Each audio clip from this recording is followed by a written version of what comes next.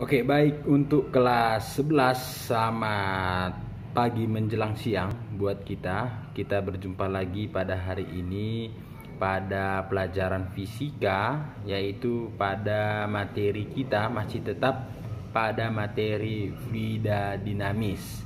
Oke, tetapi secara spesifiknya materi fluida dinamis ini kita pelajari itu mengenai teorema si Torricelli, di mana teorema Torricelli ini itu adalah lanjutan daripada asas Bernoulli yang sudah kita pelajari minggu yang kemarin. Baik, tujuan daripada pembelajaran teorema Torricelli ini yaitu agar siswa dapat memformulasikan hukum Bernoulli dengan benar. Itu yang pertama. Yang kedua, agar siswa dapat menunjukkan hubungan antara tekanan, kecepatan, dan ketinggian titik yang ditinjau dalam fluida sederhana. Yang ketiga, mengaplikasikan persamaan Bernoulli pada gaya angkat pesawat. Itu nanti akan kita pelajari di pertemuan berikutnya. Oke, itulah dia tujuan pembelajaran kita pada hari ini. Baik, di sini nanti akan saya jelaskan bagaimana teorema daripada si Torricelli itu, lanjutan daripada asas Bernoulli. Baik, teorema Torricelli ini sering dikatakan dengan teorema ember bocor. Ya, di sini dia pada ember bocor. Ya, ini hanya sebagai contoh atau itu sering disebut. Pada teori ini nanti dia dihitung bagaimana dengan kecepatan airnya, bagaimana dia tekanannya. Di sini akan nampak dia semua. Seperti yang saya katakan tadi, ketika kita belajar mengenai teorema Torricelli ini, maka yang perlu sekali harus kamu kuasai adalah yang pertama, yaitu mengenai asas daripada si Bernoulli. Baik, itu dia pembuka kita pada hari ini. Maka silahkan kamu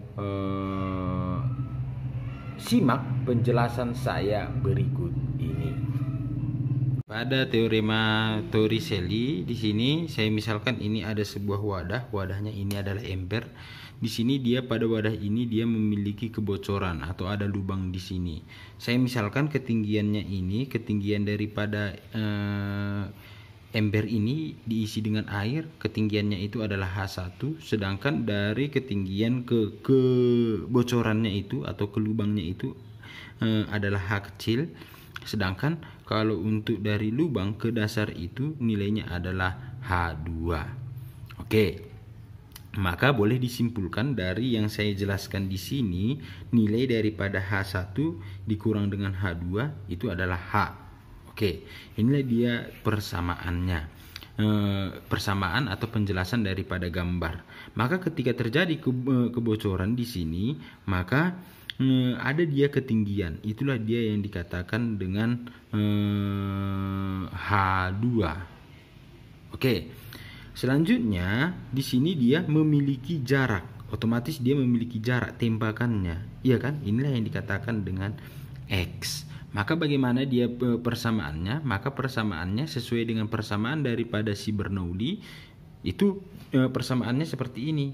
Ya, P1 ditambah dengan rho dikali G dikali dengan H1 ditambah setengah dikali dengan rho dikali dengan V kuadrat, itu nilainya konstan. Maka kalau konstan itu dia tetap, persamaannya itu seperti ini.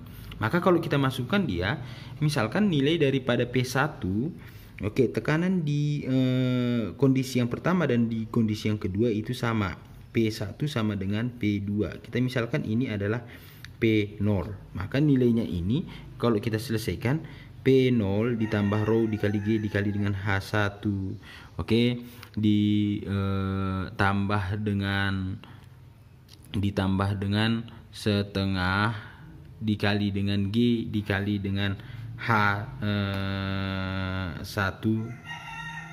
Maka kita buat aja dia di sini untuk kecepatannya ini kan 0. Maka kalau kita buat setengah dikali dengan rho dikali dengan 0 kuadrat sama dengan P0, ya kan, karena P2 itu juga nilainya adalah P0.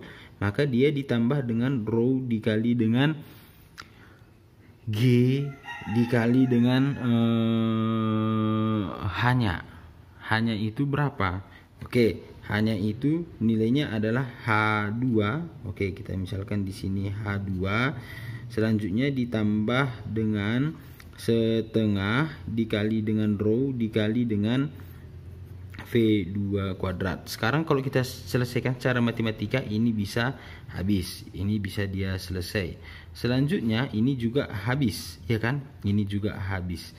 Maka tinggallah dia persamaannya ini, setengah dikali dengan rho, yang ini saya pindahkan dulu dia ke sebelah, dikali dengan rho dikali dengan V2 kuadrat, ya kan? Nilainya ini sama dengan rho, yang ini langsung rho dikali dengan G dikali dengan H1, ini pindah ke sebelah, maka dia bernilai minus rho dikali dengan G dikali dengan H2, atau ini nilainya ini sama dengan rho dikali dengan G dikali dengan H1 dikurang dengan H2. Oke, maka nilainya ini untuk setengah dikali dengan rho dikali dengan V2 kuadrat. Maka kalau kita selesaikan, dia rho dengan rho bisa habis. Maka nilai untuk V2 kuadrat ini sama dengan, ini pindah ke sebelah, duanya ini kan per, berarti 2 dikali dengan G, H1 dikurang dengan H2, ini H1 kurang H2 nilainya adalah H. Maka kita buat dia di sini H. Maka kalau ditanya dia berapakah kecepatan yang kedua, kecepatan yang mengalir di sini, maka nilainya itu sama dengan akar dari 2 dikali G dikali dengan H. Itulah dia untuk kecepatannya. Selanjutnya kita harus mencari berapakah waktu yang dibutuhkan untuk air yang mula-mula keluar, yang secara horizontal tegak lurus, berarti gerakan mendatarnya adalah gerak lurus beraturan, dengan gerakan vertikalnya adalah gerak vertikal jatuh bebas dengan kecepatan awal adalah 0. Maka persamaannya itu kalau kamu ingat, pada gerak lurus pada GLB, pada GLBB di sini dia nilai daripada H sama dengan setengah dikali dengan G dikali dengan T kuadrat. Maka kalau ditanya dia T kuadrat, itu nilainya adalah 2 dikali dengan H dibagi dengan G, ya kan? 2 dikali dengan H dibagi dengan G. Maka nilainya ini untuk H-nya ini, ya kan? Karena kita di sini untuk H yang mana H? H-nya itu adalah H2. Maka di sini adalah H2 sama dengan setengah dikali dengan G dikali dengan T. Maka di sini dia adalah H2. Maka kalau kita selesaikan, nilai daripada T itu adalah akar dari 2 dikali dengan H2. Dia dibagi dengan G, atau nilai daripada T ini boleh kita buat akar dari 2 dikali dengan H2. Berarti kalau dari sini, kalau kita cari H2 itu nilainya sama dengan H1 dikurang dengan H.